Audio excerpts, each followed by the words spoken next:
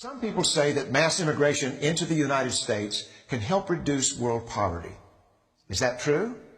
Well, no, it's not. And let me show you why. This gumball represents the 1 million legal immigrants that the United States has taken every year on average since 1990. Now, who in the world deserves our humanitarian compassion? The World Bank has one measure of the desperately poor of the world. They make less than $2 a day. And how many people make less than $2 a day in the world? We'll start with Africa. In Africa alone, there are 650 million people who make less than $2 a day. 650 million. And in India, another 890 million people, desperately poor. China adds another 480 million people, making less than $2 a day. And unfortunately, the rest of Asia has a heartbreaking 810 million people who the World Bank says make less than $2 a day. And finally, there's 105 million of Latin America's population that are desperately poor. All told, the World Bank says there are 3 billion people in the world. 3 billion people who are desperately poor, making less than $2 a day. That's 3,000 gumballs.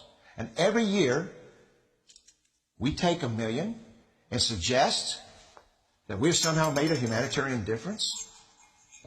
Of course, we don't pull our immigrants from these desperately poor populations, do we? These people are too poor, too sick, too disconnected to make it here as immigrants. We tend to pull our immigrants out of the better off poor of the world. And Mexico tends to define the type of immigrant that we bring here because the plurality of people come from Mexico. And Mexico is poor. How many people in the world live in countries that have average incomes lower than that of Mexico? And the World Bank tells us that that number is these 3 billion plus another 2.6 billion people. 5.6 billion people in the world who live in countries with average incomes below that of Mexico. That's 5,600 gumballs. And so what is it that the elites are telling us? They're telling us that when we take this 1 million immigrants, that we somehow or another are tackling world poverty. And we have to do it regardless of the effect on our unemployed, the working poor, the most vulnerable members of our society, regardless of the effect on our natural resources. Even if we went by the most radical proposals in Washington, which are to actually double our immigration to 2 million a year, which would totally overwhelm our physical, natural, and social infrastructures, we couldn't make a noticeable difference. And we may be really hurting the impoverished people of the world because the million that we do take are among the most energetic, often the better educated, certainly the most dissatisfied people that if they did not immigrate would be the agents for change to improve the lot of all the people in these countries. The true heroes in the global humanitarian field are the people in these countries who have the wherewithal to immigrate to another country, but instead stay in their countries, to apply their skills to help their fellow countrymen. Unfortunately, our immigration system tends to entice these very type of people to abandon their countrymen.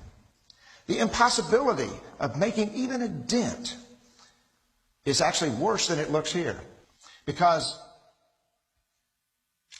last year, when we took 1 million immigrants, these countries added, births over deaths, 80 million more people into the impoverished population. And this year, Congress is bringing in 1 million legal immigrants. And this year, according to the United Nations, these countries are expected to add another 80 million people. And next year, you can be quite sure that Congress, unless stopped by the American voters, will bring in another 1 million immigrants. And these countries, unfortunately, will be adding another 80 million people. into these impoverished nations.